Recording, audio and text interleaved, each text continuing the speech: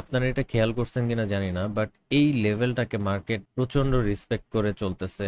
যদি দেখেন মার্কেটটাকে আরো বেশি, বাট আমি 8 বার বললাম ওয়ান ডে চার্টে এই একটা লাইনকে মার্কেট রেসপেক্ট করে রিয়্যাক্ট করতেছে। সো এই লেভেলটা মার্কেটের জন্য একটা ভেরি ভেরি ইম্পর্টেন্ট লেভেল। কিছুদিন আগে যখন আমি একটা ভিডিও বানাই এক্স্যাক্টলি এই লেভেল থেকেই দেখাই যে মার্কেটটা নিচে যাওয়ার সমূহ সম্ভাবনা আছে, অ্যান্ড মার্কেট সত্যি সত্যি নিচের দিকে যায় প্রায় 10%।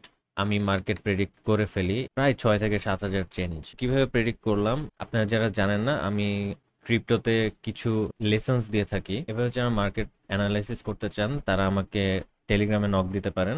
আমি আমার লেসনে শিখাই মার্কেটের স্টার্ট টু ফিনিশ দুনিয়ার যে কোনো chart, stock market chart, gold market chart, crypto chart, যে কোনো চার্ট আপনি দেখে বলে দিতে পারবেন এই চার্টের নেক্সট কি হতে যাচ্ছে। এনিওয়েজ, এখন আমরা মার্কেটের যেটা অবস্থা দেখছি, এগেইন এইখানে একটা রিজেকশন খায় অ্যান্ড মার্কেট এগেইন উপরের দিকে যাওয়া শুরু করে। বাট আমাদের কাছে প্রিভিয়াস যেই এক্সাম্পলটা আছে আমরা বুঝতে পারতেছি যে মার্কেট উপরেও যদি যায় এই লেভেলটার উপরে আর যাচ্ছে না। সো এই দুইটা লেভেল মার্কেটে প্রচন্ড প্রচন্ড ইম্পর্টেন্ট দুইটা লেভেল। আমি আমার আইডিয়াতে এখনো অটল আছি, মার্কেট ইজ গোয়িং ডাউন। আপনাদের যাদের হ্যালভিং নিয়ে আইডিয়া আছে তারা বলতে পারবেন যে হ্যালভিং কিন্তু শুরু হয়েছে এপ্রিল মাসে, অ্যান্ড হ্যালভিং এর যে একটা প্রি মার্কেট একটা জাম্প এটা কিন্তু শুরু হয় ফেব্রুয়ারি থেকে।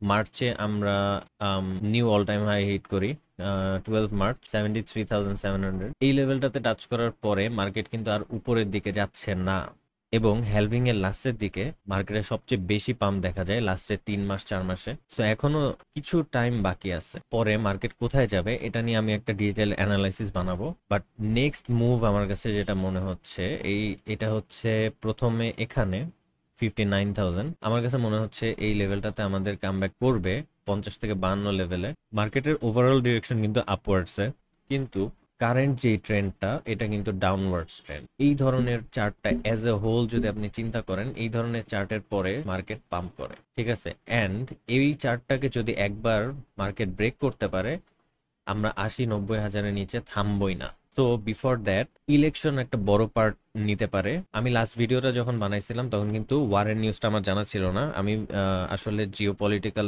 নিউজগুলো নিয়ে একটু নর্মালি একটু উইক।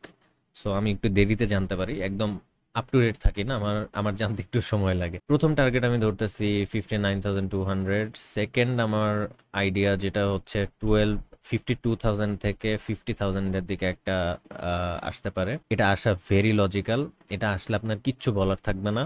যখনই জিজ্ঞেস করবেন যে হ্যাঁ আমি মার্কেটে এন্ট্রি নিয়েছিলাম, মার্কেট আমাকে ধ্বংস করে নিচে নিয়ে গেছে, যে কোনো কাউকে যদি জিজ্ঞেস করেন আপনাকে বলবে যে কারেন্ট যেই চার্ট এই চার্টের ওভারঅল ডিরেকশন ডাউনে ছিল, আপনি কেন আপ ট্রেন্ডে মারছেন, এটা আপনারা প্রথমে জিজ্ঞেস করবে। ট্রাম্প ইলেকশনে জিতলে হিউজ পাম্প আসার সম্ভাবনা আছে, তো ওইটারও রেজাল্ট আসতে দেরি আছে, নভেম্বর মাসে সম্ভবত রেজাল্ট আসবে। এর আগ পর্যন্ত ওয়ার নিউজ মার্কেটকে ইফেক্ট করতে থাকবে।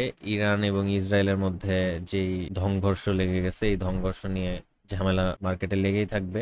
ফিউচার ট্রেড যারা করেন হিউজ পরিমাণ লিকুইডেশন রাখবেন। এই পজিশন থেকে শর্ট মারার দরকার নাই, লং মারার জন্য ওয়েট করেন। আমার অ্যাডভাইস থাকবে একটু ধীরে সুস্থে লং এর জন্য বসে থাকেন, ভালো একটা এন্ট্রি নেওয়ার জন্য, বাট শর্ট মেরে আটকায় যান না ফান্ডগুলা। That's it. Thank you so much for watching the ভিডিওটা ভালো লেগে থাকলে লাইক দিবেন এবং সাবস্ক্রাইব করবেন।